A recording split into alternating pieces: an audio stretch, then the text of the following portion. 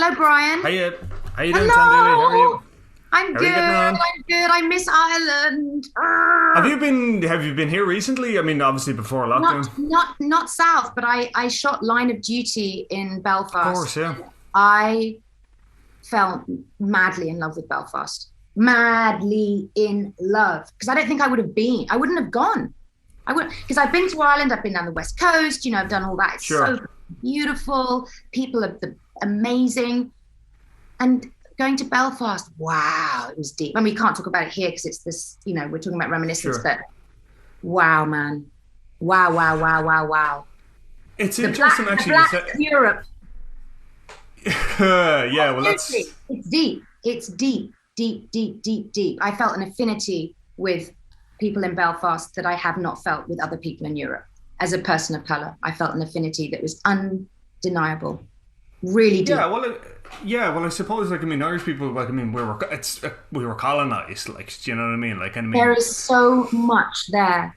It's really fascinating. I'm sure there is great yeah material, but yeah well I I mean also know James people. Joyce James Joyce, yeah okay. yeah but I mean like I suppose the idea of like kind of colonization kind of breeds kind of artistic mindsets and everything. But Of actually, course it does. there's a line between Line of Duty and Reminiscence. In that the character of Roz, I felt, kind of had similarity with Watts in the idea of they're both kind of like really hard-edged people. I mean, do you, in your other roles, I mean, do you try to draw a through line through them all, or is it just a case of whatever you're seeing and whatever cast and directors associate you with, and then that becomes the thing? I think you've hit something really interesting. I have noticed there are some directors who recognize that I can do a lot of different kinds of things, Yeah. and it's what I can play someone, as you said, hard, unsympathetic, but because I have humanity that I can't really hide. And I think it's just to do with a certain, like I Vulnerability. can, there's an intent, well, there's something that I suggest behind my eyes, I think, that is giving you the person behind the negative behavior. Because it's something that I believe absolutely, that no one behaves with cruelty or in a negative way unless they're themselves in a kind of self-sabotage, spiral. It's their fear and their pain. So yes, and I think it would be the same for the pursuit of happiness too, playing a woman who leaves her child. But with so I think that I can play characters that have this toughness, but that they're broken inside. And that is true. I don't think anyone tough is happy. Anyone Yeah. tough and cruel and defensive is happy. They feel unsafe. That's the reason why they're like that. So, and it's the same with me in life. I'm fascinated, and not in a kind of voyeuristic way, but I want to help perpetrators of crimes. I want to help those people desperately, because what they need is more love, not less, right? And it's obviously extremely difficult how you get that love to them, and sometimes it's impossible. But what I love about Watts and what Lisa shows with her story with Watts is that there's always potential to heal. It might not be in your lifetime. It might be your kids that are able to heal your shit from, you know what I'm saying? But Yeah. the psyche wants to heal. The planet wants to heal. Minds want to heal. Bodies want to heal. You get a cut, your body is instantly trying to heal. It's the same with psychological disturbance too, and I feel like, our planet wants to heal. That's why the Earth's erupting, is because it's sick, it's coughing, it's exploding with all its mucus, and it's dying, right? And we just don't have the bandwidth and the breadth, and we're all teeny tiny to be able to truly appreciate the magnitude of that. Because yes, the destruction leads to new beginnings. Always destruction leads to new beginnings. Obviously, it would be great to try and prevent that destruction. But so I just think that in service to that key idea, Lisa draws her inspiration. You know, I think that that's fundamentally what's underneath all of this, is the desire to heal, but the destruction that comes from like suppressing our trauma, right? Including suppressing the Earth's trauma, which is us humans. We're traumatizing the planet, right?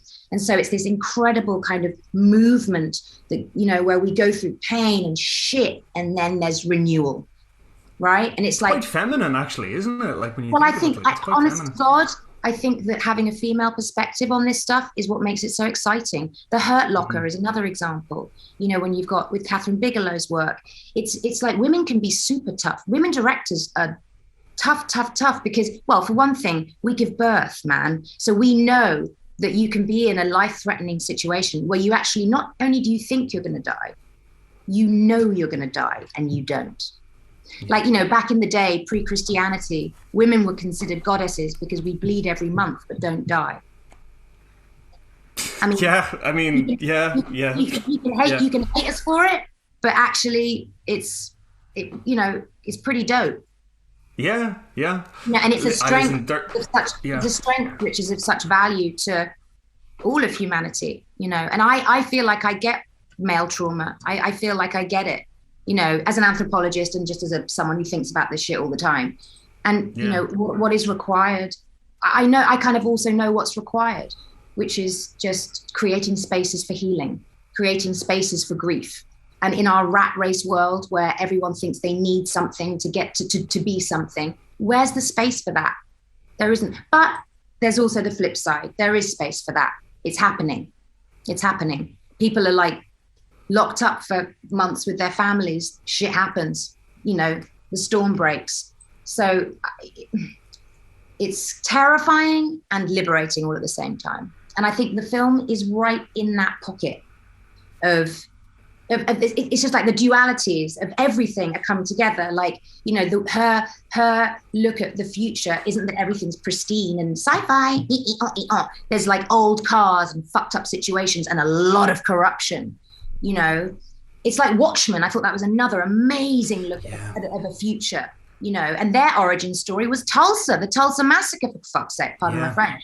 But like, that's what I'm saying. It's like, it's that kind of, it's that place where two conflicting ideas come together. And what is that in there? What is that? And how are we going to deal with that? Right. And that's the spot that she keeps looking at. And, you know, and to put romance into that, you know, like with the technology that she uses in Reminiscence, where they can literally, these characters are able to commune without having been together. I mean, it's a lot, isn't it? So wild, so romantic, so impossible. And if anything, it forces you to be more present. Yeah.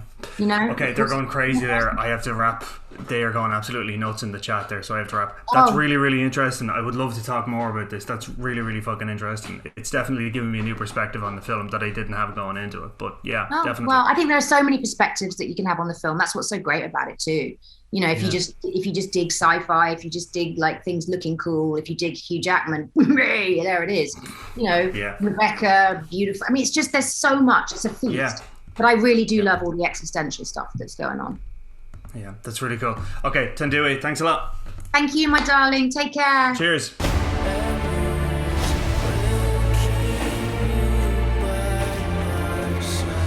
Was she running from the past or racing back towards it? How much did you really know her? How much did you love her? Who was she? Who was she but not with me? You think you want answers? Well, you don't. Where is she? Where is she?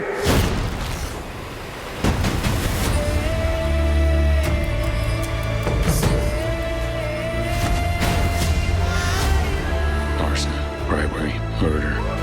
People love their secrets. Don't go down this path. Stay here, in this life.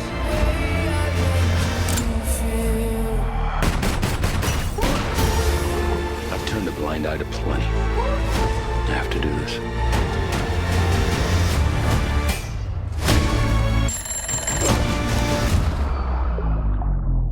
machine of yours, how close can you get before the illusion's broken?